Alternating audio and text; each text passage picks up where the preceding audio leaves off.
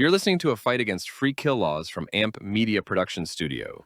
Welcome to the Fight Against Free Kill Laws with Ed Salazar, where we give a voice to those who have suffered firsthand from medical malpractice. In Florida, families devastated by medical negligence are left without justice because of a law many don't even know exists. Florida's free kill law prevents families from holding doctors accountable. These are real stories with real loss and no justice. Contact Ed at 561-239-2417 or visit afreekill.com. Today we uncover the truth, share real stories, and demand change.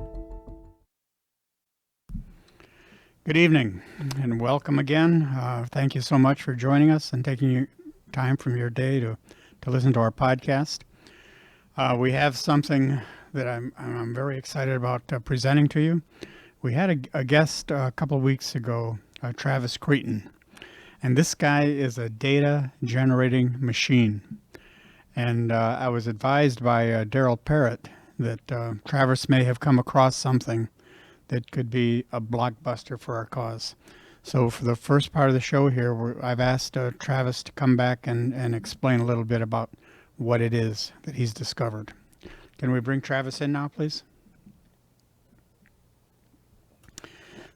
Travis, I know you've been on the road all day. You still have a life. You have a job, but I appreciate you taking the time to do this for us. My pleasure. So tell us, what is it that Daryl was so excited about? I found in the Florida State Archives the staff analysis on Senate Bill 324 that says CS SB 324 expands the definition of survivors to include adult children. And what that tells me is they did not have an understanding of the framework back then as to who already had rights according to the pre-1968 statutes that existed at the time.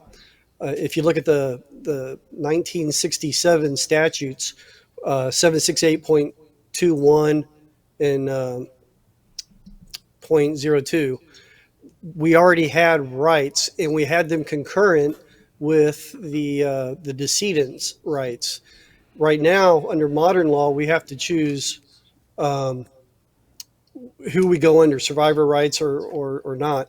And the estate can recover certain dependents, or the spouse recovers first, and then there's a tier of children and such. But back in the 1967 statutes, which are protected by Kluger v. Wright, that requirement of tiers did not exist. Everybody could have a claim. And so go ahead. I'm sorry. So what you're suggesting is that if the very framework that the current law was created under was essentially unconstitutional, then what could be the consequences of this? In my mind, non-attorney, it's for the justices to say, is the statute 768.21 subsection 8 as it exists today was void at the time it was enacted, because they never did the requirements that Kluger v. White requires, and that is to find no alternative means.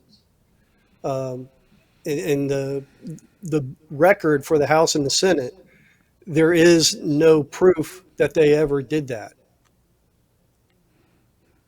Interesting. Well, it's amazing no one's looked for 35 years, at the birth of the bill, all the way through it becoming law, to verify that the legal aspects have been adhered to. Well, we can only speculate as to that. True, that's for a judge to decide. Well, do you have a game plan here to continue to pursue this? Yes, I'm waiting on the Second District Court of Appeals to address an existing mandamus. So that's tied up the civil side. However, In probate, I am looking to bring a facial challenge to Florida Statute 768.21, subsection 8, and 2 or 3 other statutes that relate to it. They're tied together. And I've given it to the attorney to look over and to adjust as needed. And I hope to have it filed by the end of the week. Are you sure you're not an attorney? Not yet. Well, pro se, you have to represent yourself. So I'm my own attorney, I guess. You know what they say about that. But that's what the law forced upon me. That's extremely interesting. And, when I think about just the stories that we've heard on these podcasts, some of the tragic events of people, young and old, that just were FUBARs. They were medical FUBARs, and for no recourse to be taken. It's just it's hard to comprehend. I don't know if you watched the show last week. We had a lady, Victoria Morrison, and she had an older sister, a 20-year veteran, Army veteran. She retired from the Army as a master sergeant, and she started having difficulty breathing. No understanding, no understanding of what the cause was.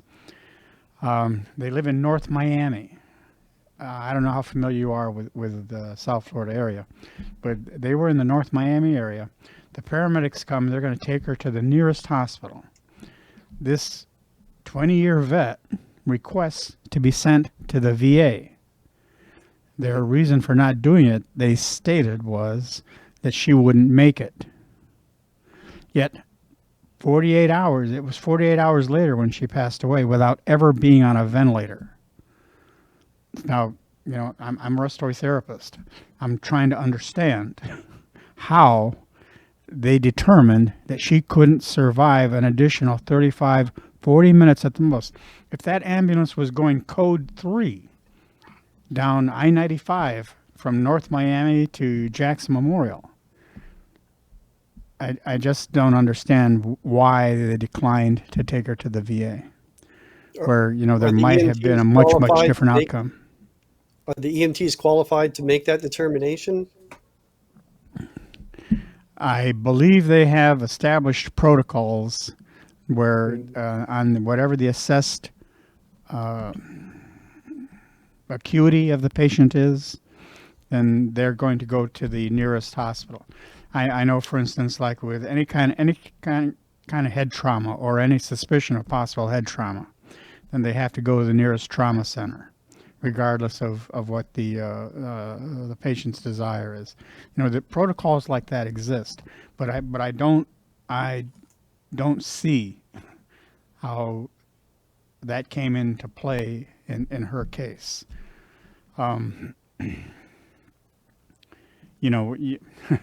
We could go on forever, but I'm excited, just like everyone else in the movement is, to everything that you turn up.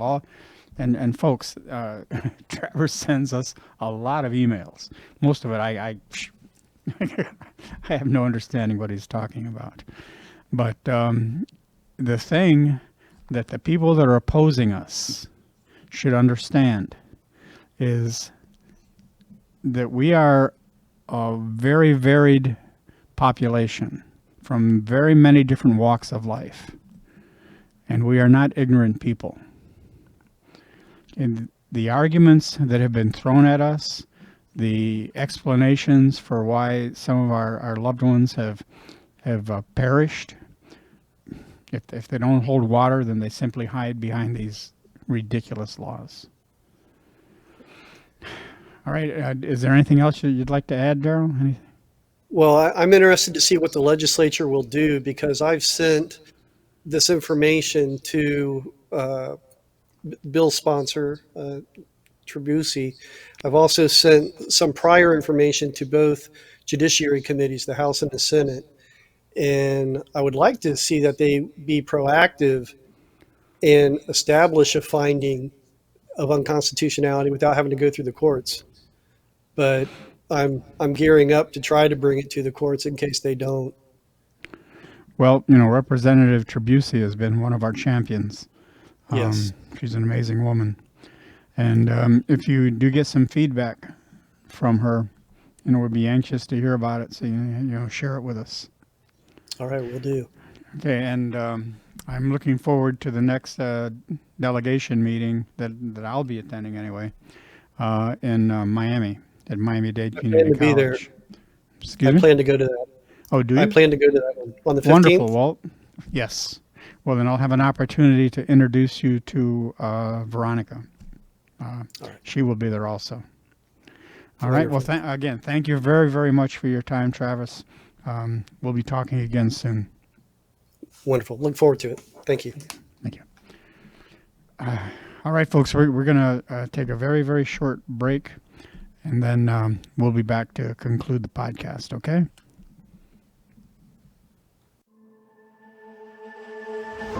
Imagine this. A loved one, a son or a daughter, has just suffered from a life-threatening accident. They're transported to a state trauma hospital, and despite being in the care of professional physicians, they tragically pass away due to preventable medical errors. As if this was not tragic enough, then finding out that legal statutes in the state of Florida devalue your loved one's life to zero. This is what we are fighting against. Come join Edward Salazar as he discusses the issues surrounding free kill laws and how to resolve them. Catch The Fight Against Free Kill Laws with Ed Salazar on Monday, 5 p.m. on all social media. Learn who we are and join our cause today. Welcome back to The Fight Against Free Kill Laws, where we expose the truth about medical malpractice and the families left behind. Under Florida's free kill law, if a victim is over 25 and unmarried, their death means nothing in the eyes of the law. No accountability, no justice. If this happened to your loved one, would you accept silence? You're listening to A Fight Against Free Kill Laws from AMP Media Production Studio. All right, friends, thanks for staying with us. I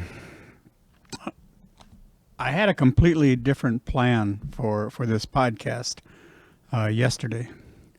But when I woke up this morning, I woke up and I felt angry. I was upset.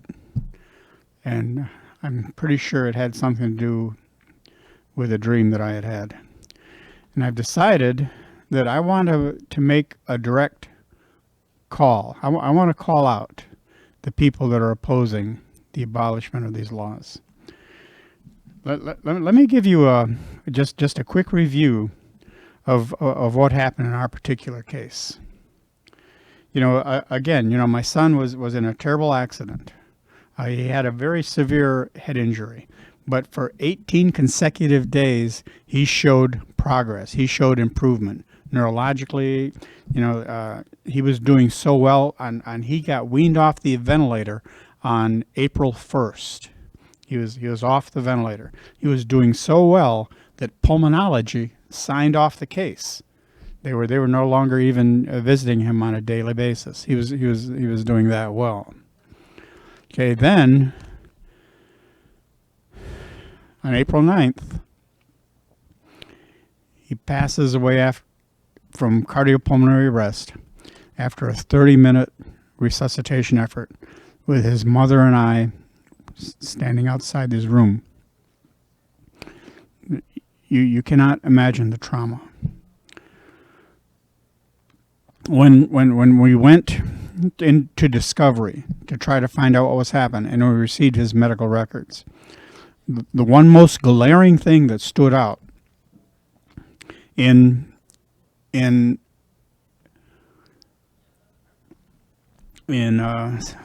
nursing documentation, there's a document called a MAR, M-A-R. It stands for Medical Administration Record. The medicines that were administered, the administration record. Can we pull that picture up, please? It's the one with yellow. It has his morphine and Ativan records. No, I'm sorry. The other one, please. Yeah, there we go. I'm sorry. It was in red. Okay, now what this shows is, this shows the medications, the opioids that were given to Christopher. And you can see up until April 4th, he was getting morphine, in pretty good doses pretty regularly. And this was, he had to be controlled, he had to be quiet, he had to heal. As I said, he had very, very substantial cranial injuries.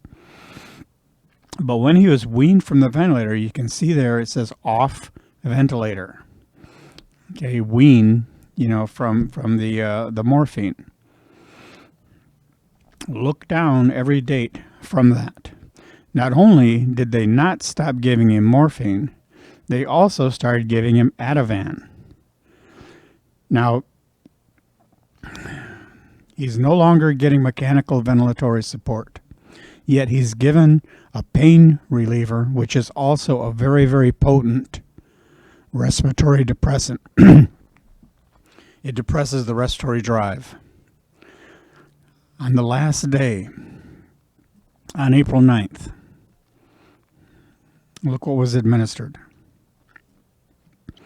Now this is we didn't get this until discovery, when we decided that we were going to try to pursue a wrongful death suit.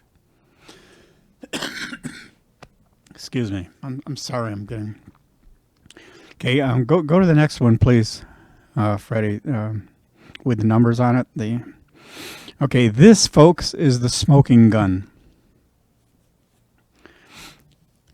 The body is a remarkable thing, and it has all sorts of mechanisms where it tries itself to compensate when things are out of balance.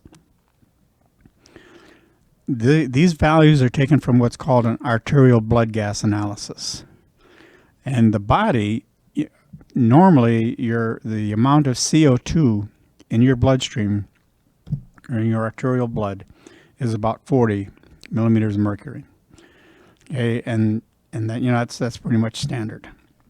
If the CO2 starts to rise, then that's usually an indication of some issue with ventilation. In this case, what we believe was that Christopher's respiratory drive was being suppressed by the medication. But how do you know how long this has been going on? Well, remember when I said the body tries to compensate? Okay, normal bicarb levels in a body are about 24 milliequivalents, plus or minus a couple. You can see that his bicarb level was 33. Now, he had not been given any bicarb. It had not been administered to for whatever reason. This was what his body levels were without any outside administration, because his system was trying to compensate for the elevated pH, the decreased pH. He was becoming more acidotic because of the elevated CO2. This is the smoking gun. And also the fact that in spite of receiving 100% oxygen, instead of a normal PO2 of 90 or above, his was 68. Now, bells and whistles should have been going off. Why did they not? Now, without going through the whole thing all over again, I'll stop there just to say there is clear evidence that something terribly, terribly wrong happened, and that measures should have been taken to mitigate the result, Christopher's death. This shouldn't have happened. Simply monitoring his expired CO2 at bedside, a technology that was right there. It was right there. It just had not been employed. They were using it while he was on the ventilator. Once he came off the ventilator, they discontinued it. Okay, had they looked at the elevated heart rate, the elevated respiratory rate, the decreasing saturations, and thought, maybe we ought to just put that little cuvette back on his airway. They would have known 12 hours before he passed away that there was something wrong. They wouldn't have had to wait for an arterial blood gas 1 hour before he coded. Okay, now if something this terribly, terribly egregious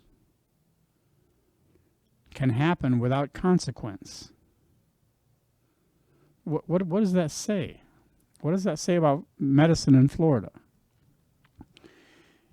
You know, I hear politicians, I hear our governor, I hear them say that these laws are necessary because without them we would have skyrocketing insurance premiums. No doctors would come to Florida. Well, what's the message? If you're a terrible doctor, if you've had trouble someplace else, come to Florida. We got laws that will protect you. Is that the message? You know, we have an active campaign that I hope we can get a lot of support for. As in previous shows, we showed the billboard campaign. Daryl Pruitt started this, and he started this out of his own pocket because he was so incensed. You know, once not only the monumental grief of losing his son, but incensed by the lack of accountability taken by the state. Okay, now this campaign we think is making a lot of headway. If you would like to help this, and as I've said, you know, on every other podcast, any contribution is, can we pull up? There we go. Okay, this is where you could go to help. www.floridafreekill.org. That you click on that little red dialog box, and anything you could do to help us would be greatly appreciated. We plan on spreading this campaign all over the state. Right now, that billboard, I believe, is on I-95 South, just as you cross into Georgia, or excuse me, just as you cross into Florida from Georgia. You know, I would like to call out Senator Harrell, Senator Diskley, Senator Passidomo, Representative Wyman. You know, these are people who voted against the abolishment. Excuse me.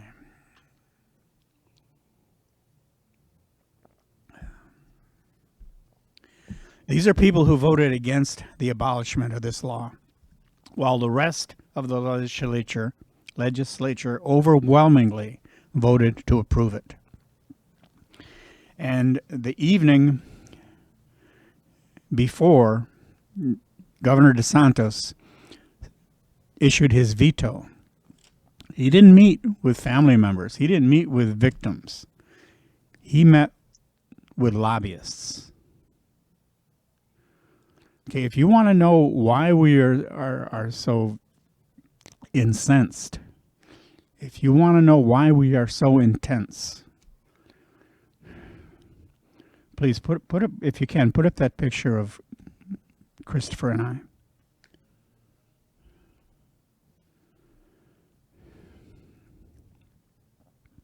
I'm sorry, where I did it. Okay, that's my son. That's my youngest of two sons. We were celebrating the marriage of his older brother. You know, Governor DeSantis, you have a beautiful family. And I'm sure there is no limit to the measure of love that you have for them. If something happened to one of your children, like happened to mine, what would you do to try to get justice? What would you do to try to get accountability?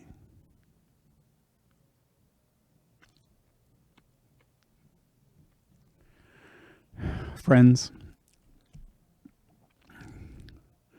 I'll end this podcast like this. I've said this before within our circle. You know, politicians understand two things. They understand money and they understand numbers. Okay, well, the lobbyists have the money. There's nothing we can do about that. But we can do something about our numbers. Now, I don't care what your political affiliation is. And again, now I'm speaking to legislators. I don't care what your political affiliation is. You know, we in the Florida Medical Rights Association, we cover the full, 180 degrees, far right, far left. But we are all 100% in solidarity. We are in lockstep agreement on what we are going to do to try to get this law abolished. We will vote together. We have lists of the legislators that voted for it and the legislators that voted against it. And that is going to decide what we do at the ballot box. Have a good evening and happy holidays. Thank you for watching The Fight Against Free Kill Laws with Ed Salazar, where we interview those who have dealt firsthand with medical malpractice. Families are devastated by medical malpractice and left with no justice. This isn't just a loophole. It's a failure to protect the ones we love. It's time to change the law. It's time for accountability. Contact your state legislatures, visit afreekill.com for more information on how to help, or contact Ed at 561-239-2417. Because every life should matter. You're listening to A Fight Against Free Kill Laws from AMP Media Production Studio.